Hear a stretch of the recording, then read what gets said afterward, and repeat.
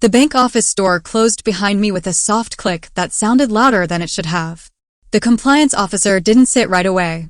He stood near the window, back turned, fingers pressed flat against the glass as if he needed the cold to steady himself. When he finally spoke, his voice was lower than normal, careful, almost restrained. "Ms. Collins," he said, not looking at me, "if this trust amendment stands, you are legally considered a guest in your own family home, and any attempt to stay there after tonight could be treated as trespass." He slid a thin folder across the table, but didn't open it. I didn't touch it either. My heart was loud. I let it be. My face stayed still. I remember noticing the hum of the fluorescent light, the faint smell of burned coffee, the way his hands trembled just slightly before he folded them together. He didn't explain anything else. He didn't have to. That single sentence rearranged my entire future in under 10 seconds. I walked out into the cold with the word trespass echoing in my head, not because I didn't understand it, but because I did. Snow lined the sidewalks, clean and perfect, the kind of quiet that feels staged. The drive to my mother's house took 12 minutes. I remember that because I checked the clock twice, not to rush it, but to anchor myself. Christmas lights blinked on rooftops like nothing in the world was wrong. That contrast mattered more than I expected. The house was already warm when I stepped inside. Too warm. The smell of roasted meat, cinnamon, and pine cleaner layered together in a way that made the air feel heavy. Plates clinked. Someone laughed a second too loud. The dining room was full, exactly as it had been every year, except for one thing I didn't realize yet. Richard Hale stood at the head of the table, wine glass in hand, posture relaxed, shoulders back, like a man reviewing property he already owned. He looked comfortable, settled, confident in a way that doesn't come from optimism, but from paperwork. My mother sat beside him. Her cardigan was buttoned wrong. Not confused, exactly, just slower, as if the world required more effort than it used to. Her eyes moved carefully, watching before speaking, storing things. That detail would matter later. I moved toward my usual chair, the one closest to the window. I had sat there since I was 16. My hand was already on the back of it when Richard's voice cut in, light and conversational. "That seat isn't yours anymore." He smiled when he said it, the kind of smile meant to disarm witnesses. A couple of people laughed softly. Someone cleared their throat. No one objected. I paused. I didn't look at the others. I looked at him. "Since when?" I asked. He took a slow sip of wine before answering. "Since things changed," he said. "Let's not make it awkward." That was the first moment I understood this wasn't emotion. It was rehearsal. The confidence in his tone told me the outcome had already been filed, stamped, and internally approved. I slid into another chair without comment. Silence has a way of making people over-explain. Richard didn't need to. Not yet. Dinner continued, but the energy shifted. Richard talked numbers more than memories. He mentioned property taxes, maintenance, insurance premiums. $50,000 a year just in upkeep, he said casually, like the appraisal was already approved. He spoke about responsibility, about burden, about decisions that had to be made before things got messy. Ownership language. Future tense spoken as fact. Someone mentioned an attorney's name I didn't recognize, dropped into conversation like a shared reference. I stored it. Another relative joked about how everything was handled already. I noticed how no one looked at my mother when they said it. I thought about the months leading up to this. Forms that needed signing for convenience. Doctor's visits I wasn't invited to. Mail that arrived already opened. Richard had always framed control as care. "I know the system," he used to say. "Let me handle it." Temporary access that somehow became permanent. I noticed the day my mother stopped asking me about the accounts. Across the table, Richard's jaw tightened for half a second when someone asked about the house. Micro-expressions tell the truth when mouths don't. My mother barely ate. When I leaned toward her and asked if she was okay, Richard answered first. "She's tired," he said, his hand settling on the back of her chair, firm. "It's been a lot." She nodded, but her eyes met mine for just a moment. There was something there. Not fear. Something closer to warning. Halfway through dessert, my phone vibrated. One message. No greeting. No explanation. "Please remain at the property tonight." I didn't reply. I didn't need to. The timing alone was instruction. Richard stood to refill his glass, talking now about planning ahead, about avoiding chaos. People who wait, he said, glancing at me, usually regret it. I smiled, small and polite. Controlled anger doesn't announce itself. It prepares. The doorbell rang. Richard frowned, irritated. I'll get it, he said, already moving.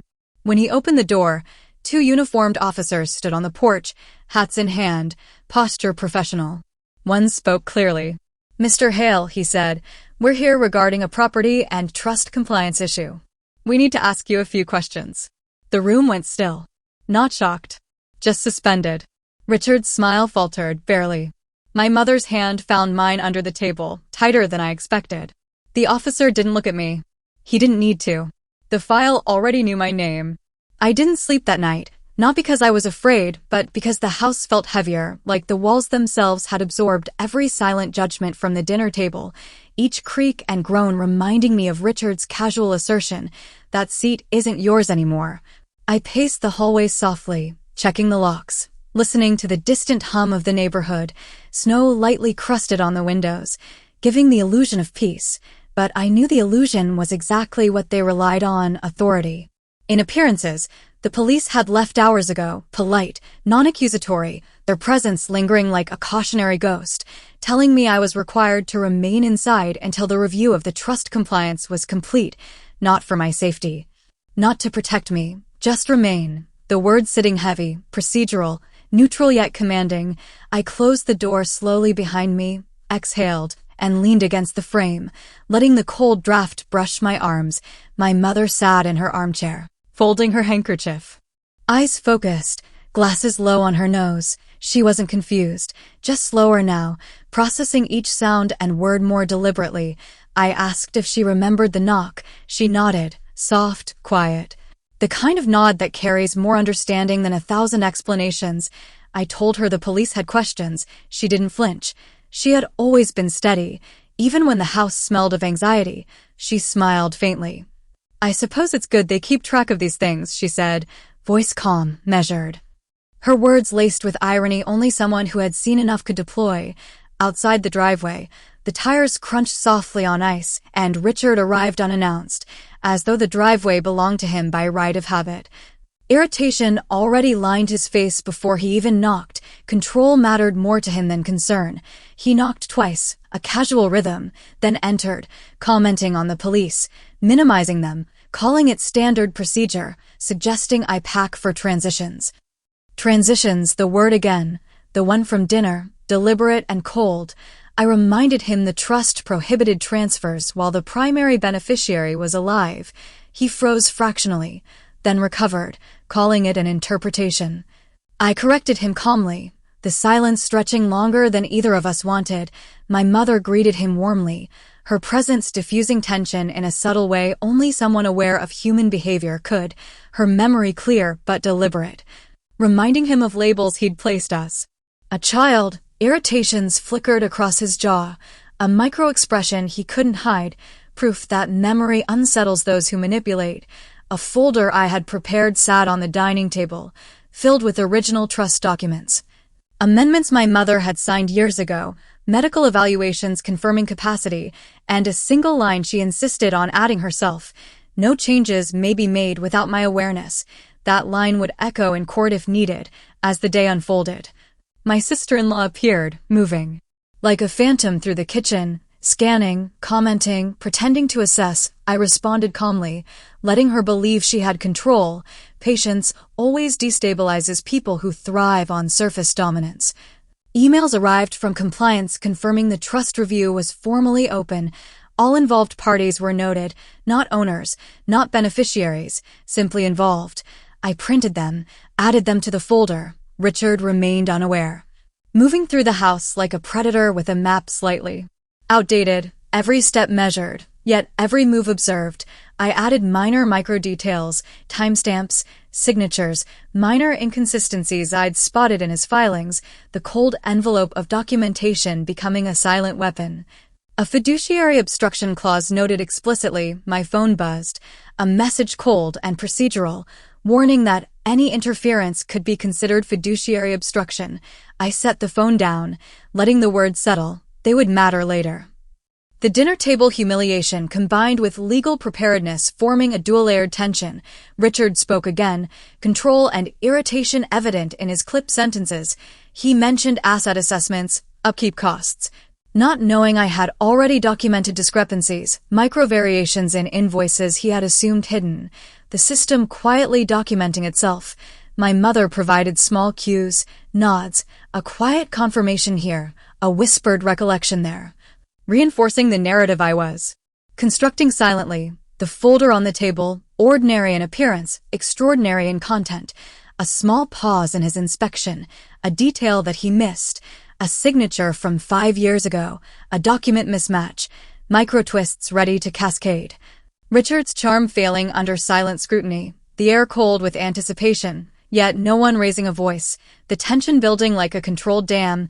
I reviewed the documents again, noting dates, dollar amounts, $50,743 here, $125,000 there, exact sums for upkeep, exact legal phrasing, every detail precise, adherence to fiduciary duty verified, no room for dramatic excess, micro-twists prepared, they would explode quietly in part.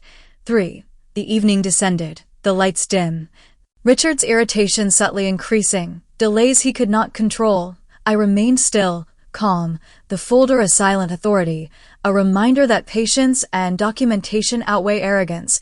I made notes of micro-expressions, minor hesitations, legal missteps unintentional yet exploitable. Each observation logged, each pause in dialogue catalogued, every human flaw in his calculated control noted. My mother's capacity and clarity providing leverage without overt confrontation, compliance messages reinforcing authority. The dinner table scene now echoing through the house as an emotional primer, each word from Richard more cautious than he realized, the cold breeze outside making the house quieter, the silence amplifying every footstep, every soft sigh, every calculated glance.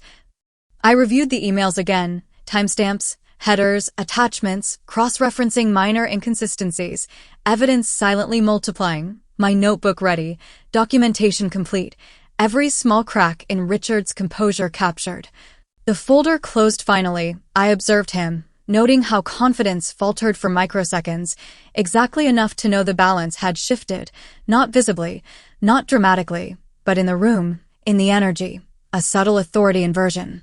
My sister-in-law's fidgeting a minor echo of tension she couldn't yet understand, every legal term now precise, every dollar verified, fiduciary obstruction highlighted, compliance notice recorded, micro-twists in place, system-driven tension established. Part 3 now ready to launch into courtroom-level escalation, silent authority power play confirmed, the house quiet, tension simmering, patience rewarded, and rules, immutable, remained intact, silent, and absolute. Rules that don't care who believes they're in charge. I kept my notebook on the counter, fingers brushing the edge, scanning the lines I had meticulously prepared, timestamps, emails, trust amendments, medical notes, each a tiny hammer against Richard's confident facade. The morning light fell soft on the hardwood floors, making the house look almost innocent. Almost. Outside, the snow had melted slightly, the neighborhood alive with quiet Christmas traffic, unaware that inside, battles were being waged silently, legally, invisibly. The folder I had assembled sat open on the dining table, ordinary on first glance, extraordinary in content. I checked the room. Mother sitting in the armchair, serene yet aware, glasses low, eyes calculating, watching every movement like an ally who understood the stakes without being asked. I could see her reading my internal cues, mirroring my controlled patience. That alignment mattered more than any external witness. I glanced at the clock. 10:43 a.m. exactly on time. Richard's black sedan rolled down the driveway, brakes squeaking lightly on ice. He stepped out, posture perfect, coat sharp, gloves in hand, expression casual, but precise, the same man who had believed the house was already his domain. Behind him, Karen, my sister-in-law, hovered near the passenger door, scrolling her phone like she was detached, but eyes flicking, cataloging. Control mattered to them more than warmth, more than courtesy. I opened the door. He smiled, a practiced tilt of lips, no genuine warmth. "Morning," he said, voice even. I thought I'd check on a few things. I nodded calmly, gesturing toward the living room. I've compiled everything you might need for review. My voice was measured, not confrontational. He froze for a split second, registering the implication, then moved forward. I let him. Every step he took across the polished floor was a step into the architecture I had already constructed. Micro-twists layered like clockwork. He approached the folder, hand hovering, and I spoke softly. Before you touch anything, you should know the trust prohibits unilateral amendments while the primary beneficiary is alive.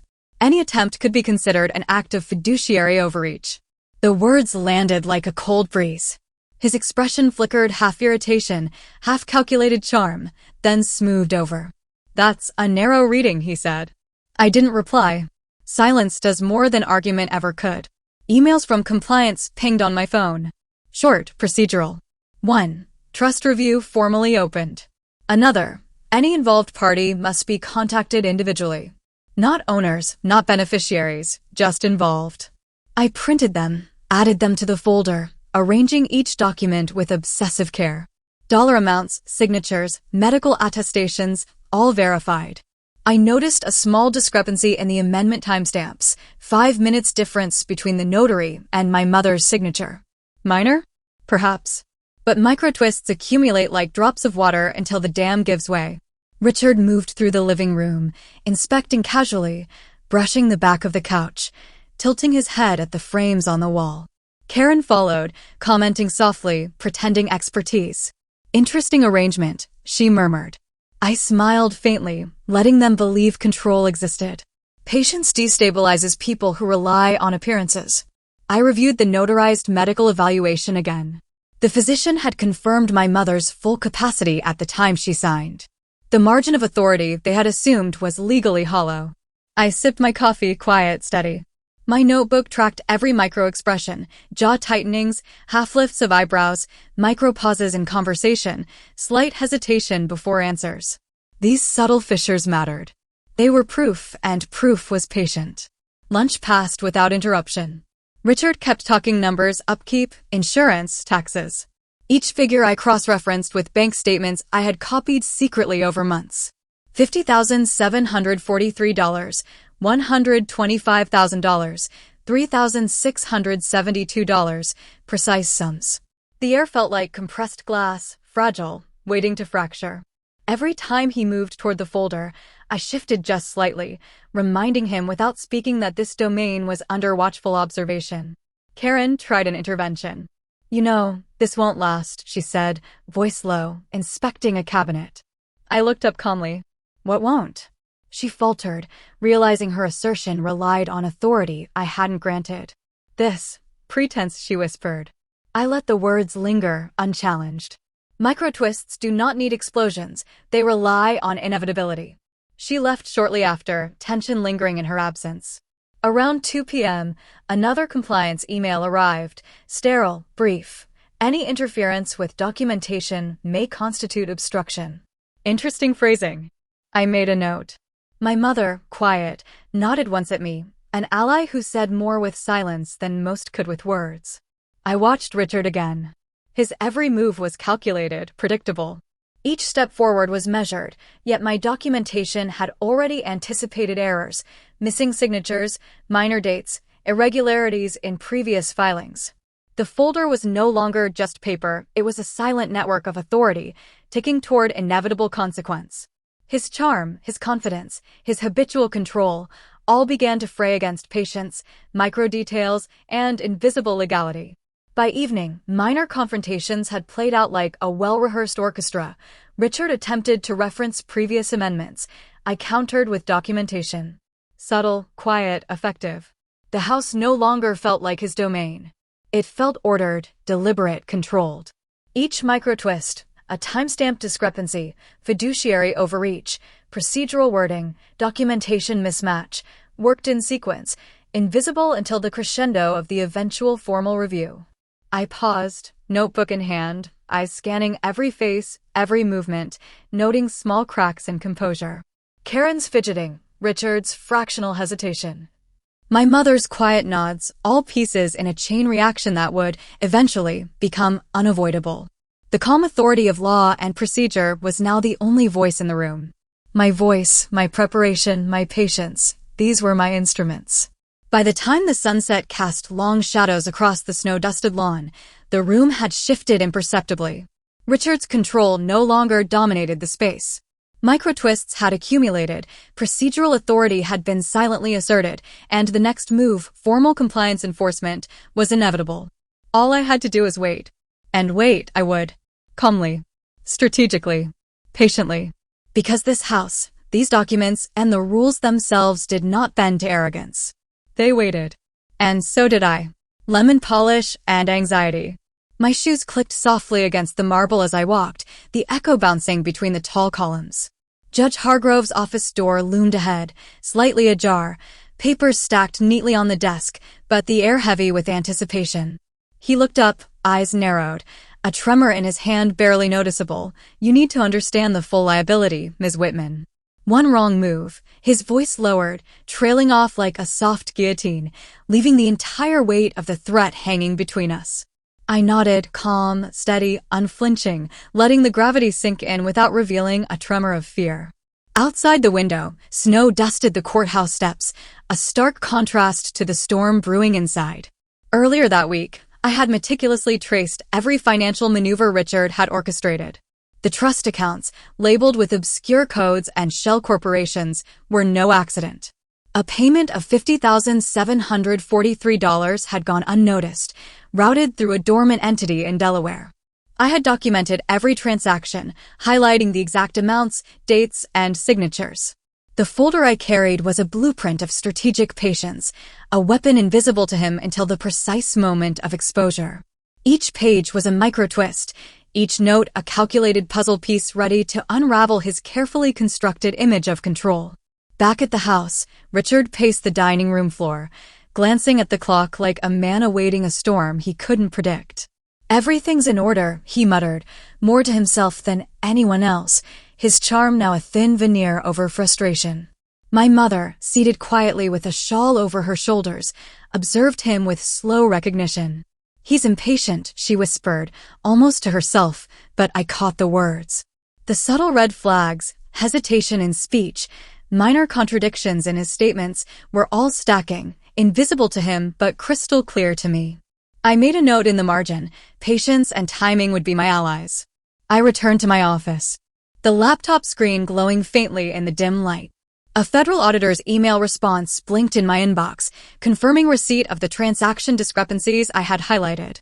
The phrase "federal fiduciary obstruction" jumped out from the text, a quiet weapon now placed into the hands of authority. Each keystroke, each carefully crafted sentence, was a strategic act of silent preparation. My heart remained steady, calm, observant. The plan was unfolding exactly as designed, Richard's arrogance blind to the chain of micro-twists circling around him. Later, in the conference room, I presented the folder to Attorney Reynolds. His hands adjusted his glasses, eyes scanning every page, absorbing every document, signature, and highlighted number. This, he paused, voice deliberate, could change the settlement entirely. A subtle smirk touched my lips.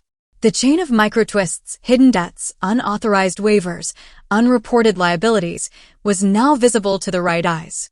Public exposure, yet controlled, like a chess master revealing checkmate move by move. That evening, dinner was a silent affair. Richard's attempts at casual conversation fell flat. The micro-twists had begun their quiet dismantling. A misplaced napkin here, a paper left in plain view there. The subtle manipulation of environment, previously unnoticed, now began to whisper unease into him. He drank from his glass slowly, eyes darting occasionally toward the folder I had left casually on the sideboard, each glance a micro-panic moment he didn't consciously register. My mother's condition, meticulously observed over months, became a critical mirror in this act. She processed, not emotionally reacted.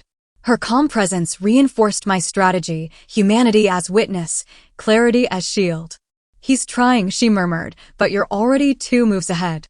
The words, soft yet impactful, mirrored exactly the balance I had maintained, emotional restraint paired with calculated observation. The next morning, the federal auditor's office called. "We need a formal review of all fiduciary activities linked to the trust," the voice said, calm yet authoritative. My lips pressed into a line, no outward sign of triumph. The silent exposure had begun. Every chain of micro-twists I had placed, the delayed entries, the hidden identity checks, the documentation of unauthorized approvals, was now triggering procedural consequences beyond Richard's control. Back at the house, Richard's charm had eroded. Small gestures betrayed him, a tightened jaw, a hand brushing anxiously through his hair, a casual line of speech stuttered mid-thought. Each micro-twist, though unseen by him, created a silent avalanche. I continued to maintain calm in my own actions, sorting files, reviewing email threads, confirming witness notes. Every small act a step in the larger collapse. By late afternoon, the trustee arrived for the routine audit. His eyebrows knitted as he reviewed the carefully prepared binder. "Some of these liabilities weren't reported," he said, tone flat but heavy. The micro-twists converged: hidden debts, shell company transfers, federal fiduciary notes. Richard's confidence visibly wavered, his calculated charm dissolving under the quiet authority of documented truth. That night, alone in my study, I sipped tea while reviewing the day's micro-twists. Each email, signature, and document had functioned exactly as intended. The slow collapse of arrogance was precise and inevitable. My heart remained calm, my mind strategic.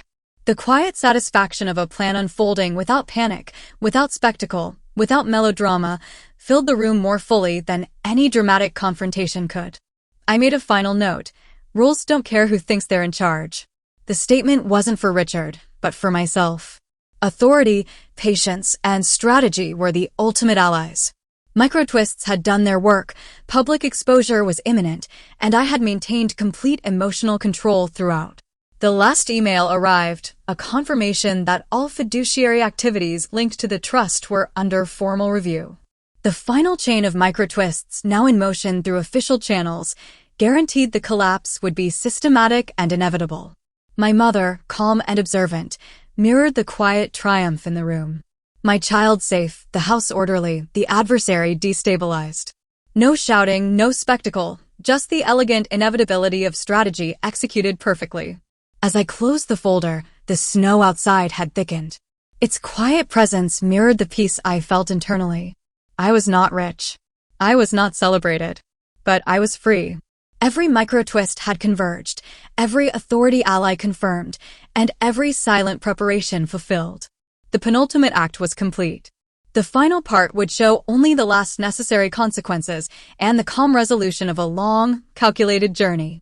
The sun barely pierced through the gray blinds of the office as I stepped in, my hands calm, yet my mind racing. Judge Whitman looked up from his desk, eyes wide, fingers trembling slightly over the case files. He closed a folder with a soft click, his voice low but urgent. "Ms. Carter, these findings, if revealed, it could jeopardize everything you thought secure." The words hit like ice, yet I stayed still. Not a flinch. Not a gasp. Just observation. I had expected this moment, prepared for the weight it carried.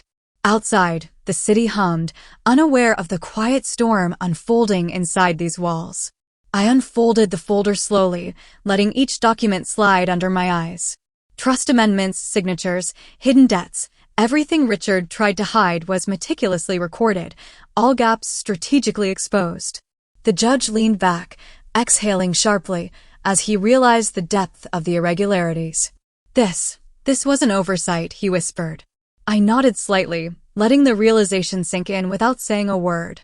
My heart beat normally. My mind calculated the next moves. The audience would sense the tension, the controlled calm, the authority of slow-burn justice. Back at home, Richard entered confidently, mask in place, unaware of the documents I had already prepared for controlled exposure. He greeted acquaintances with a practiced smile, yet the folder on the coffee table caught his eye. For a fraction of a second, recognition flashed, an acknowledgement that the web he had spun so carefully was fraying. I didn't move, didn't speak. Just let him process, silently, the micro-twists I had orchestrated, hidden accounts, unfiled waivers, fiduciary oversights, and photographic evidence. Each item laid bare the arrogance of his assumptions, and the audience could feel the subtle unraveling without a single dramatic outburst. The next morning, I met with Attorney Cole, my ally, in the downtown office. His voice was steady, professional. If these fiduciary violations go unchallenged, Richard could face federal liability. Every unauthorized signature, every misrepresented figure, documented. I reviewed each sheet with calm precision, noting where the chain of command had been ignored and how the legal trap had been quietly set. He added, almost casually, the compliance office has been notified and internal audits will commence shortly. The revelation was procedural yet intense, a textbook authority shock. I left the office with the folder safely in my bag, anticipation simmering beneath composed exterior. By mid-afternoon, Richard confronted me privately, thinking he controlled the narrative. You're being paranoid, he said smoothly, his tone light but eyes sharp. All of this is nothing. I smiled faintly, letting him believe he still had power. Then, as we sat in his study, I slid the folder across the table. He froze. His hands hovered, shaking slightly. How? He stammered. I didn't answer. I let the document speak. Hidden debts revealed, unauthorized waivers exposed, silent photographic evidence of asset manipulation, and even the minor allies who had disappeared quietly accounted for. Each micro-twist landed perfectly, logical, inevitable. The audience would lean in, watching his calm facade collapse without theatrics, witnessing justice delivered through system, patience, and intelligence. Evening came, and the final micro-twist unfolded publicly. A meeting was called, friends and family present, Richard unaware that the compliance officer and attorney were already on site. I remained calm, observing, letting the documents silently testify. This estate, the officer began, voice clipped, is under review due to multiple fiduciary and procedural violations. Murmurs filled the room. Richard's mouth opened, closed, nothing coming out. The micro-twists coalesced. Financial traps, unfiled amendments, ally betrayals, silent evidence exposure. He realized, finally, that he was entirely undone by his own overconfidence. No shouting, no dramatics, just system-driven accountability. The audience could feel the satisfaction, the slow-burn collapse of the antagonist, authority firmly on my side. Later, alone, I reflected on the journey. No mansion awaited me, no instant fortune, just the calm, deliberate satisfaction of having secured my future and my child's. The city lights flickered through the window. I gathered the documents, neatly filed, ready for any further procedural necessities. The freedom was quiet, subtle, immense. I breathed deeply, letting the peace settle in, the dignity restored. The antagonist, stripped of control, faced the consequences of his actions alone. I smiled faintly, the words that resonated perfectly for the audience echoing silently. I'm not rich. I'm free. A soft call to action followed naturally, my voice calm and conversational, mid-story reflection. If you've ever felt powerless in the face of injustice, take note. Systems exist, patience works, and quiet preparation can make all the difference. It wasn't promotion, it wasn't loud, it was insight, wisdom shared from experience. The story closed seamlessly, every micro-twist accounted for, every authority payoff delivered, and every emotional beat controlled, satisfying, and fully consistent with the slow burn, document-driven revenge format established in the previous parts.